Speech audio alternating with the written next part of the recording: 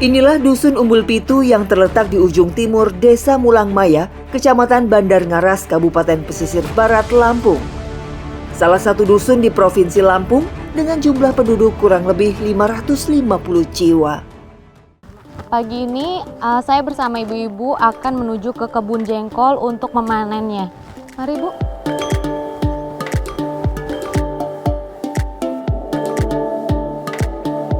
Letak kebun jengkol cukup jauh dan melewati jalan tanah merah. Menjadi satu-satunya akses para ibu buruh menuju kebun. Capek lah nanjak. Udah jaraknya berapa jauh lagi Bu ini? Lama lagi kali.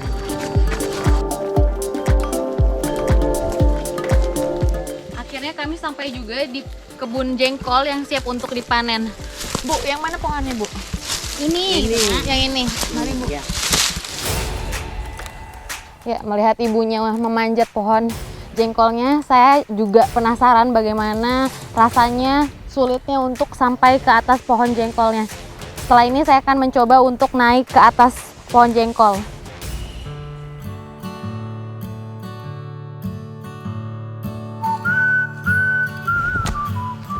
Yesus.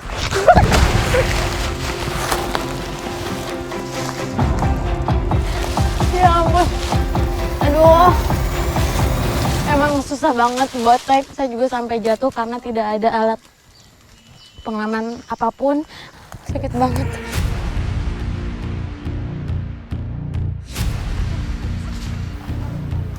Inilah kebun jengkol milik Pak Agus. Pohon jengkol di sini ditanam secara tumpang sari di antara pohon lainnya.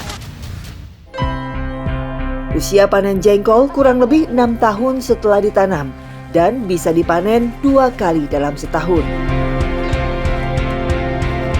Tanaman jengkol merupakan pohon yang tingginya bisa mencapai 26 meter dan cabang-cabangnya menyebar.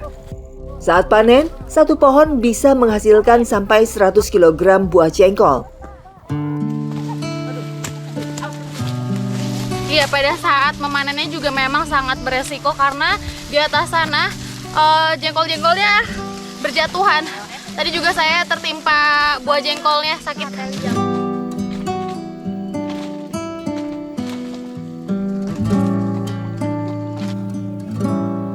Tak hanya pohonnya, buah jengkol juga sering dimakan ulat. Akibatnya hasil panen para petani pun turun. Ya, inilah jengkol yang bagus, terlihat mulus dan juga sama sekali tidak ada bolong-bolongannya dibandingkan dengan jengkol yang terkena hama ulat, membusuk dan juga menghitam.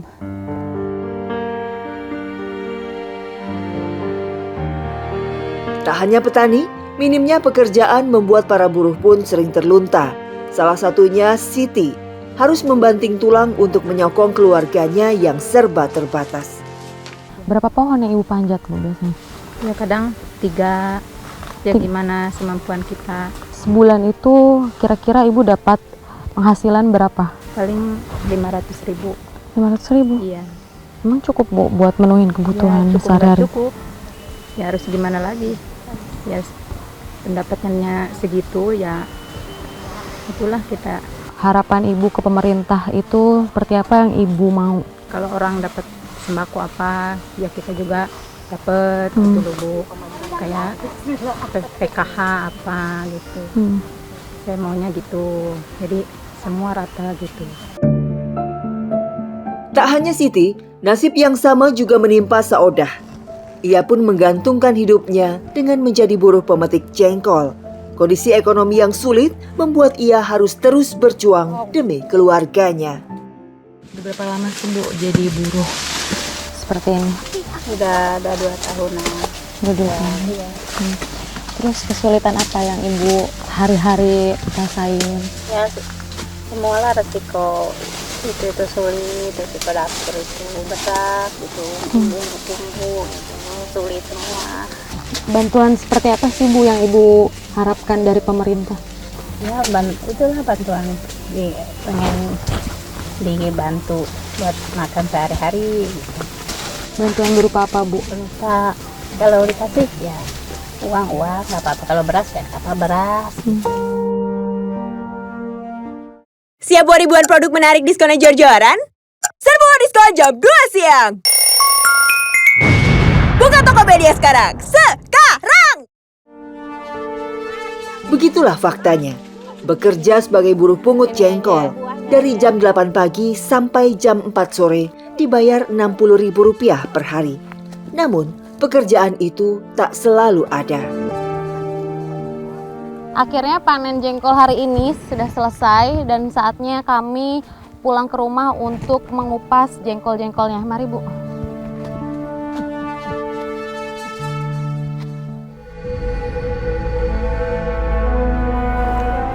Jengkol yang sudah dipetik segera dikeluarkan dari dalam karung untuk dikupas. Bagian ini merupakan pekerjaan yang lumayan memerlukan kesabaran dan ketelatenan. Jengkol dikupas untuk memisahkan kulit dan dagingnya. Ya, terlihat mudah ketika saya melihat ibu-ibu mengupas buah jengkolnya, namun bagi saya satu saja lama sekali dan sulit. Setelah mendapatkan upah dari memetik buah jengkol, untuk menambah penghasilan biasanya para buruh melanjutkan pekerjaannya dengan mengupas buah jengkol.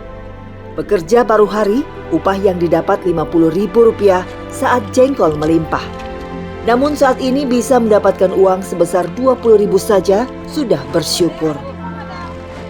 Ya, Bu Tati, dengan hasil panen seperti ini menurut Ibu melimpah atau bagaimana, Bu? Kalau ini masih kurang, karena hasil panen ini nggak semuanya buah, nggak jadi semua, karena banyak yang kering, karena kan cuacanya ini. Jadi udah dapat segini aja, ibarat tadi masih kurang lah buat kebutuhan kita sehari-harinya. Harga jengkol di pengepul lokal dipatok Rp10.000 per kilonya. Padahal harga jengkol di Jakarta bisa mencapai Rp70.000 per kilonya. Belum lagi, pasokan jengkol yang melimpah dari daerah lain membuat harga jengkol anjlok di pasaran lokal. Akibatnya, para petani pun merugi.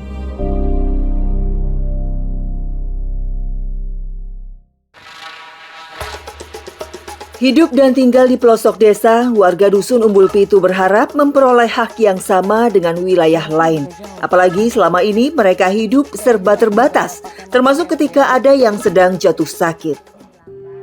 Ini Bu Sunena udah kehamilan berapa bulan? Yang ke-9 bulan. Udah ke 9 bulan? Ya, udah makan melahirkan. Jadi kita harus kayak gimana nih Bu nih?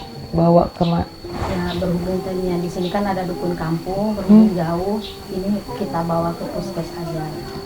Oh, jadi karena jarak dukun kampung dan puskesmas sama-sama jauh, jadi lebih baik kita bawa ke Puskesmas aja. Fasilitas kesehatan dan tenaga medis terletak di pusat desa. Jika sakit berat serta ada pasien hamil, mau tidak mau dengan risiko tinggi harus dilarikan ke puskesmas. Sedangkan puskesmas terdekat berjarak sejauh sekitar 15 km di kota kecamatan Ngaras. Para pasien darurat ini bahkan harus menahan sakit dengan cara ditandu untuk keluar dari dusun.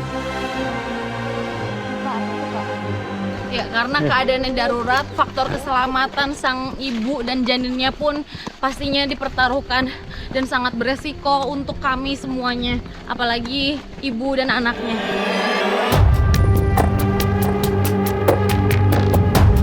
Karena kondisi jalan yang rusak serta tak dapat dilalui kendaraan roda 4 dan jauh dari jalan utama. Hanya dengan cara inilah pasien bisa dibawa menggunakan tandu melewati jalan yang sempit dan terjal. Jalan yang harus kami lalui pun sangat berbahaya dan beresiko karena kami hanya melewati jalanan setapak. Inilah potret warga Dusun Umbul Pitu. Mirisnya, pasien harus menahan sakit yang berjarak kurang lebih belasan kilometer di atas tandu. Melewati jalan naik dan turun bukit, menuju kendaraan roda 4 bisa menjemput, kemudian menuju puskesmas Ngaras untuk mendapatkan perawatan. Memang kendaraan beroda 4 pun tidak bisa sama sekali masuk ke dusun ini. Jadi kami harus menandu dengan cara seperti ini, dengan jarak 11 km untuk sampai ke lokasi tujuan ke puskesmas yang akan kita tuju. Warga hanya bisa berharap mendapatkan hak dan perlakuan yang sama dari pemerintah agar mereka mendapatkan akses jalan yang baik dan fasilitas kesehatan yang memadai saat mereka jatuh sakit. Mulamaya itu salah satu dusun di Ngaras, kecamatan Ngaras. Ada satu kecamatan, ada beberapa pekon atau pratin atau kepala desa. Kita udah ada puskesmas di kecamatan, ada beberapa posko, tidak mungkin menjangkau semua penduduk yang ada di dalam. Mereka itu banyak kendalanya. Tadi Anda mengatakan tidak ada jalan, bagaimana mau ada jalan orang pedukuhan, ya kan? Ada jalan desa, ada ADD, nggak cukup, ya kan? Mereka mengatakan nggak ada kesehatan. Siapa yang bilang nggak ada dengan kesehatan, ya kan? Oke lah, kita sudah meningkatkan status puskesmas Ngaras itu jadi rawat inap. Tidak mungkin semua pelayanan masyarakat yang ada di hutan itu dijemput atau jemput bola oleh medis. Mereka dong yang datang. Apa keluh kesah mereka? Nggak ada kendaraan. Dan orang jalan setapak, ya kan? Ada perencanaan. Kita pernah bikin sekolah di dalam hutan itu di Talang 11. Udah gitu di Timun, itu tengah hutan dipersoalkan. Makanya kami membuat sekolah satu atap, SD dan SMP. Sekarang alhamdulillah udah kita bangun. Listrik, program saya PLN itu gratis seluruh pesisir barat, gratis, ingat. Sampai 2018 sudah 96% listrik yang masuk desa. Bukan pedukuhan, ingat, masuk desa. Tinggal 4 lagi Waiharu.